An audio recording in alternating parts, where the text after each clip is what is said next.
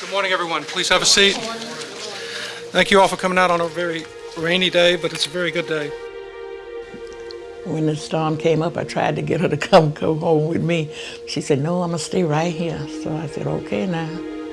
Over the past 5 years, as our state has grappled with restoring all that was damaged by Hurricane Katrina, a series of conflicts emerged over priorities in the use of federal disaster recovery funds.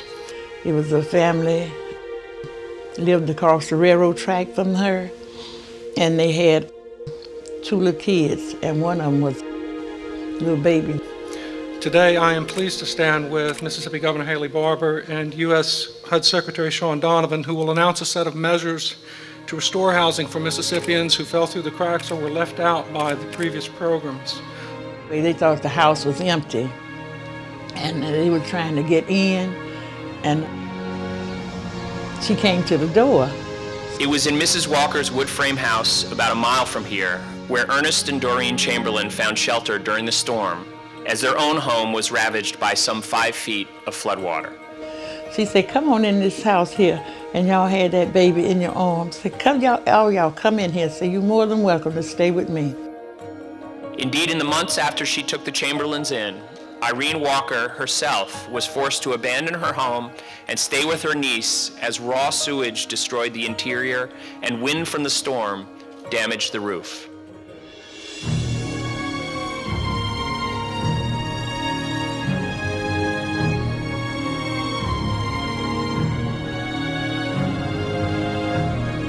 And while the Chamberlains thankfully received the help they needed to repair their home, Mrs. Walker didn't.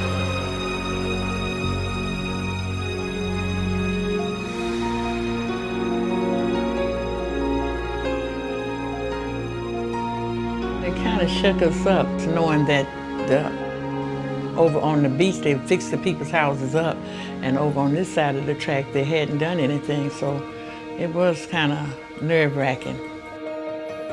By and large, the folks left out were folks who were on the wrong side of the tracks, folks who were, generally speaking, lower economic status, communities of color, and rural communities. And as we talked further with case managers and charitable organizations, we learned that they were very heavily elderly, disabled, or both, lots of widows, lots of grandparents raising kids.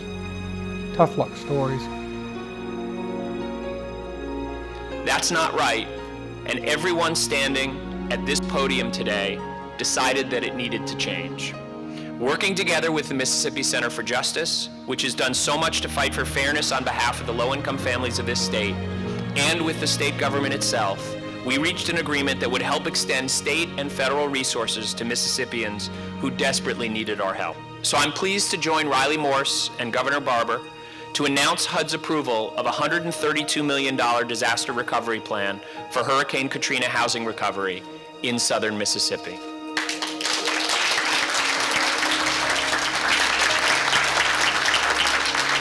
The challenges that are ahead are making sure that people who ought to be eligible, in fact, are classified as eligible, that they get the legal assistance they need on title issues and on issues relating to other documentation they need.